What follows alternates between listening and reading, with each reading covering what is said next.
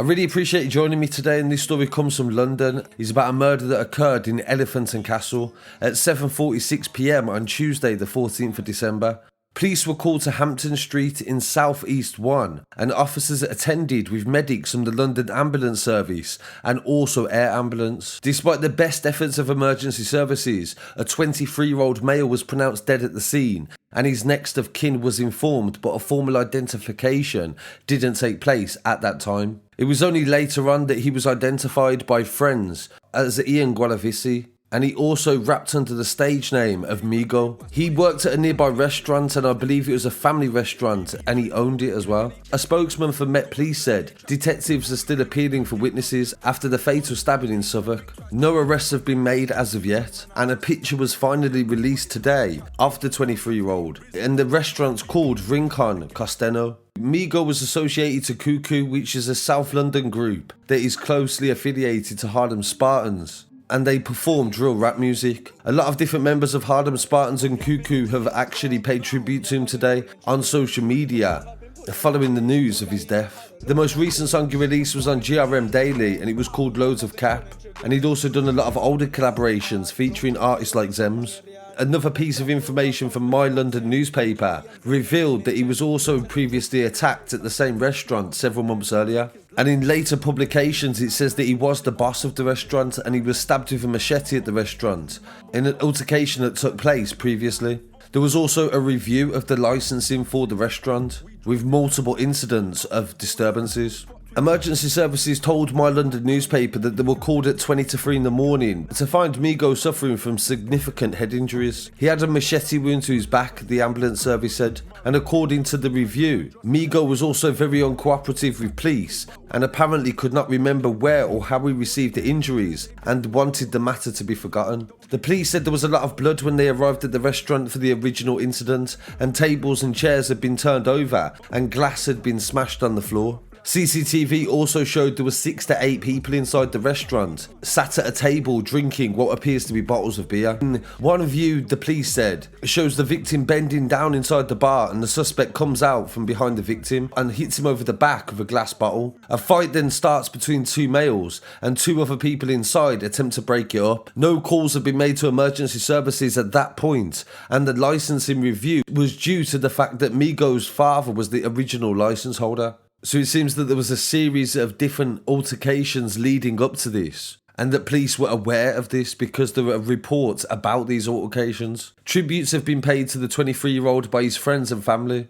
and a friend of the victim told My London newspaper that he'd been given the restaurant by his parents, and that we just got a call an hour ago and I saw a video on Snapchat. He was like a brother to me, my right-hand man. Not long ago, he lost his friend in the same way. For him to lose his life, he says, is crazy. His parents gave him the restaurant to help keep him on track, and he went to jail and came back out again, and they wanted him to focus on good stuff, and it was hard for him to get out of it. Another friend of the victim, who wanted to remain anonymous, told My London newspaper that they knew him for many years, since he was a little boy. It's sad because we're affected as a community, and it's sad because the young guy was a hard worker. Forensic officers were investigating, and police were seen putting witnesses in cars, and local residents were standing across the street looking on. One small girl was in tears with her family as they walked past.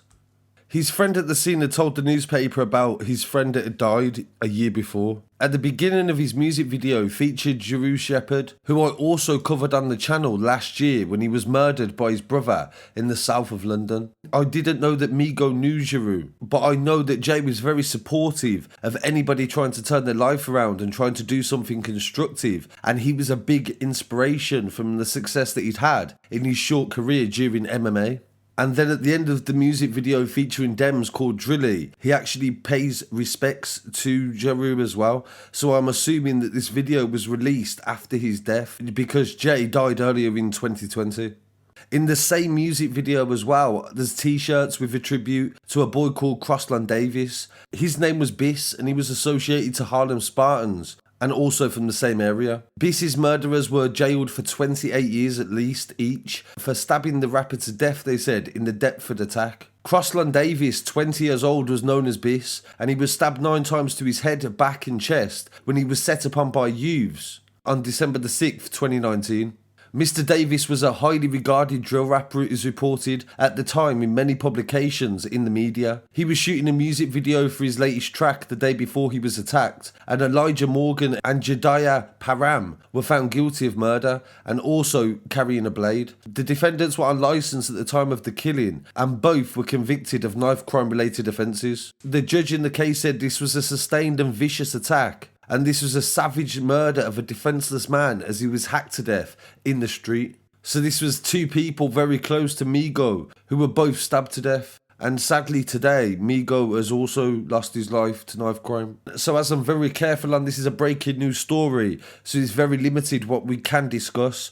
But due to the fact that these were two previous cases and he's already paid respects to them in his music, it was definitely appropriate to mention. So my condolences to the family of Ian, and I'll definitely keep you updated on anything to do with this case. Please don't forget to follow me online as well at Scarcity Studios on Instagram, TikTok, Facebook and Twitter, and I'll be back again very shortly with some more news. Peace.